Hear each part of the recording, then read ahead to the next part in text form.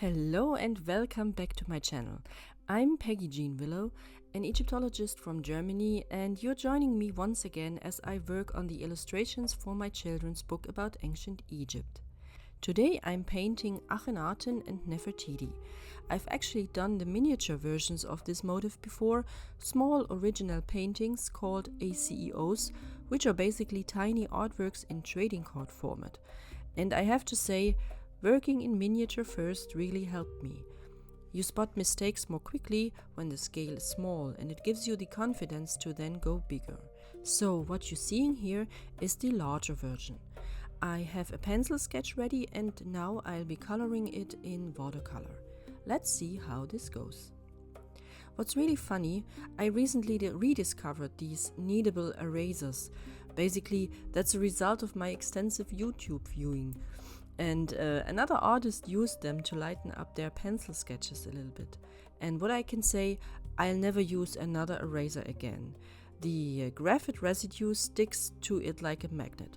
And unlike irregular erasers, the paper and eraser crumbs don't fly everywhere. That also protects the valuable paper. Just roll it over the area and you're done. Then simply knead the graphite residue back into the eraser. In one of my recent videos, I talked about how AI is imitating human creativity more and more, and how at some point even real art might no longer be accepted as genuine. I came across two videos recently that really made me think. The first one was about a photographer with decades of experience in artistic photography. He had applied to a competition and his entry was rejected because he couldn't prove that his art was real.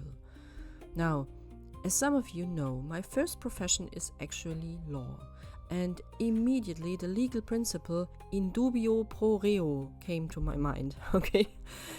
Innocent until proven guilty. Shouldn't it be the same here? Shouldn't we not be allowed to just accuse someone of cheating with AI if we can't actually prove it? So now, on top of our creative work, we artists also have to figure out how to prove that we made everything ourselves. These times are getting crazier and crazier, right? And as if that incident with the photographer wasn't bad enough, I stumbled across another video. Almost as if I had predicted it in my last art and talk video. AI is now pretending to paint. And you can still tell it's AI. These AI process videos still look pretty artificial and glitchy, but really, isn't it just a matter of time before our own time-lapse process videos are accused of being AI generated too? So what do we do now? We actually have to step up. We need to think about how we can document our authenticity with reasonable effort. You know, those scenes from movies where a kidnapped person holds up today's newspaper to prove that they are alive and well? That was both proof of life and a timestamp at the same time. But how do we do that here with our art? Well, I recently started painting these small ACEOs, and if I ever sell them, they'd obviously come with a certificate of authenticity.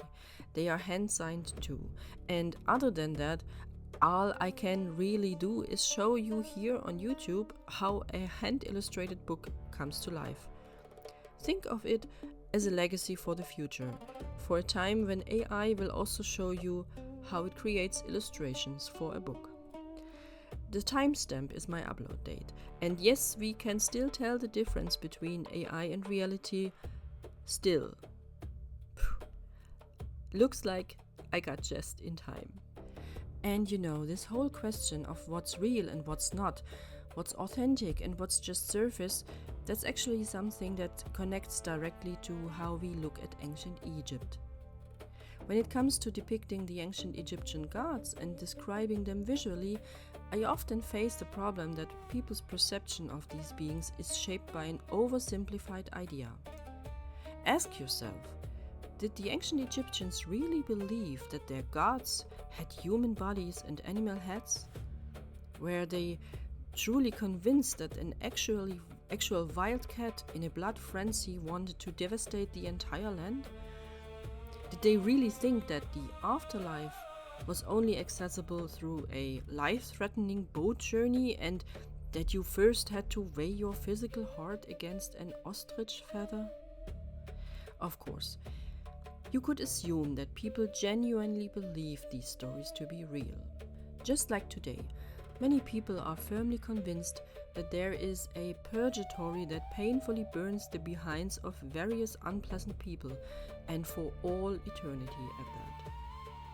But my very own approach to interpreting ancient Egyptian mythology is a different one, and this might be a little bit controversial. In my view, this is about archetypes. It's an extremely creative compartmentalization of human behaviors, social rules, and the consequences of following or not following them. What makes us humans unique is our imagination and our ability to visualize things that initially only existed as thoughts. An idea in my head, quickly sketched on paper, without any claim to perfection, but captured, materialized, visualized, and with that also stabilized. When we look at the ancient Egyptians with our modern eyes, we tend to dismiss their depictions because they seem childish, naive, and uninformed. But in reality, these depictions are incredibly rich in subtle psychological nuances. And we, as the successors in this story of humankind, should actually consider ourselves lucky that we can still look at them at all. When we engage with more recent history like the Nazi era or the Cold War, the goal in many cases is to slow down the process of forgetting. Okay? People often say that history books are important because we want to learn from the mistakes of the past. And that's true when we are talking about active historiography, the documentation of events.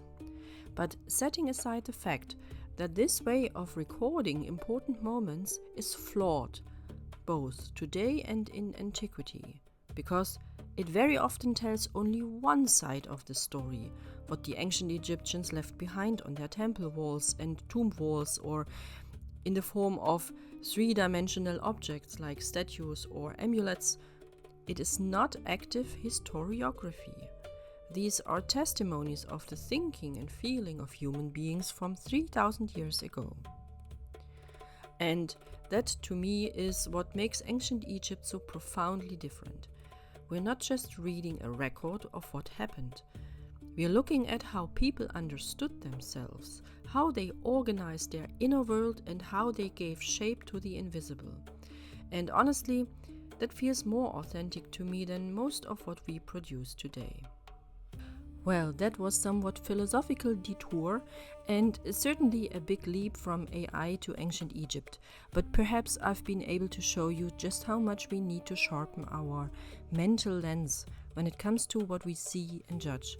And before we dismiss or devalue something, we should always take into account the context in which it originated.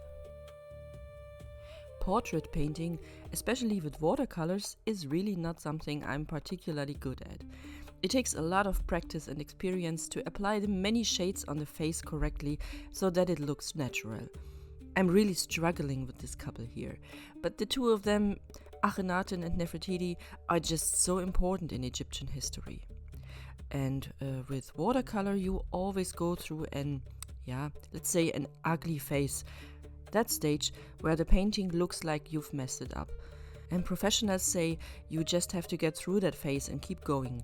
In my opinion, faces in watercolor look especially bad during the ugly phase. Well, let's see how the final result turns out. And then I realized I made a huge mistake with Nefertiti's crown, which I obviously had to fix. I simply couldn't get around it. I had to cover the area that was currently blue with white gouache, let it dry, and then carefully paint over it with the golden yellow. And of course, I could have left it as it is, but when it comes to the illustrations in my children's book, I care about a reasonably accurate rendering of details, so the crown has to be gold, at least in that area. So now I'll give you a little peek into the rest of the creative process. I will show it as a time lapse because it's quite long, but maybe you can enjoy it with some ancient Egyptian temple music. Otherwise, I hope you have a great time and look forward to seeing you again in the next video.